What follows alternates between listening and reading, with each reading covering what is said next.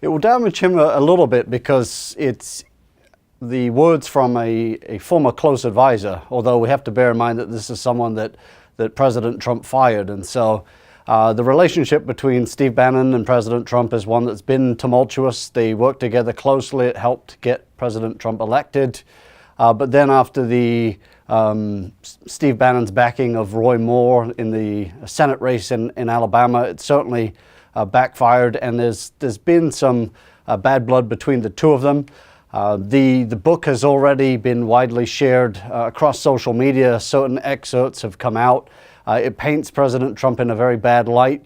It's likely that some of those pieces are true given the inside access, but it's also likely that it's being kind of pushed up and it's not entirely accurate. I think that based on my own time in Washington, D.C. from April to December in 2017, I was able to see Washington, D.C. firsthand.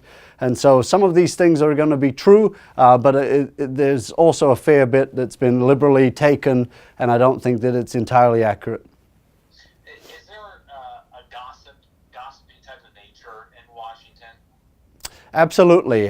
Given the halls of power, given what's going on, people simply talk about what's happening, and given the people in Congress, what they're doing, what they're not doing, the White House as well. There's a lot of information, and sometimes it's misinformation out there as well. In terms of first-hand knowledge of President Trump, I've seen Marine One going overhead. It's clear that he's been working at times. The book, I think, specifies that he spends 8 hours a day watching TV, that he's a fast food junkie, things like that. We don't know all of that information specifically, but it's clear that he's been at work at different times. And then on the back of tax reform, that was a clear win for him. But his polling numbers are also very low. It does not look like a good year for Republicans in 2018 at the midterm elections, and so this book will do some damage short term, but it's still January. It's a long way from November. Well, and Trump has shown time and time again that bad news doesn't always hurt him like it would hurt a traditional politician. Absolutely. His entire rise was very strange. Simply being in the news cycle helped him immensely. And even when he took a dip and candidate Ben Carson rose above him, he stayed in the news cycle and was able to move forward and then gain the Republican nomination and then ultimately victory in the White House. And so for President Trump, he's spent a lot of time in the news cycle. It will help him. I think we'll see how tax reform turns out as well. But every president faces some form of backlash in a midterm election or a presidential election. For President Obama, it hit in both 2010 and 2014. For President Bush in 2006. For President Clinton in 1994. For President George H.W. Bush, he lost in 1992. And for President Reagan in 1986. So there's a clear history of this. At some point, it will hit President Trump.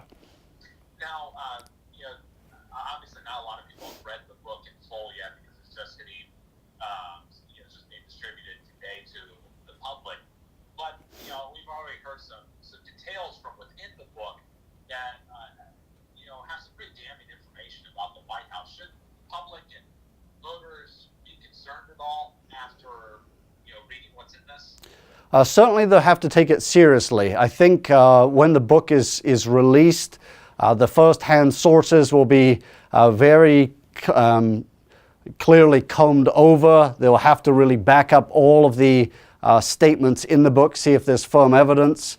I have some connections in the Office of Personal Communication, for example, and there's limited credence to what I can see there.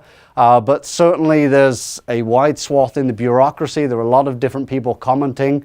Some have an axe to grind, and so we have to bear that in mind. But there's really going to be a spotlight on some of the individuals that have made comments or have provided sources for this book.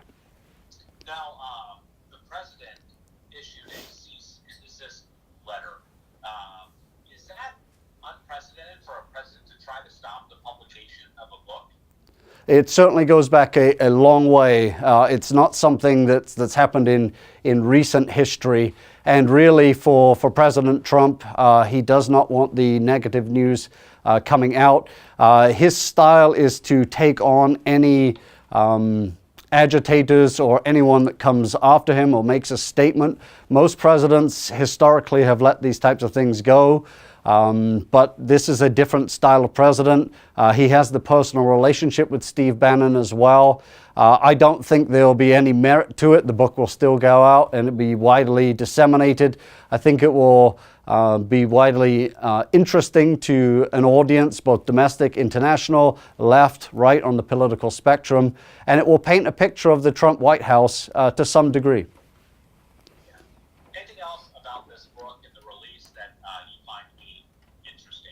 I think what we've seen is a back and forth between President Trump and Steve Bannon. They seem to be cut from very similar cloth in terms of their political views.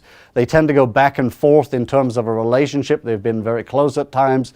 Then Steve Bannon was fired. And then it seemed like they were close again, that Steve Bannon was simply working for President Trump from the outside. But that relationship has soured again.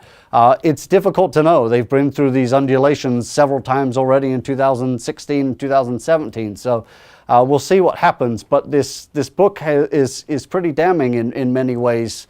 And so it will be difficult to mend the relationship fully between the two. But I expect in the forthcoming days that President Trump will have people like Vice President Pence, the members of his cabinet, Sarah Huckabee Sanders, for example, all decrying some of these statements made and trying to water down what's being said.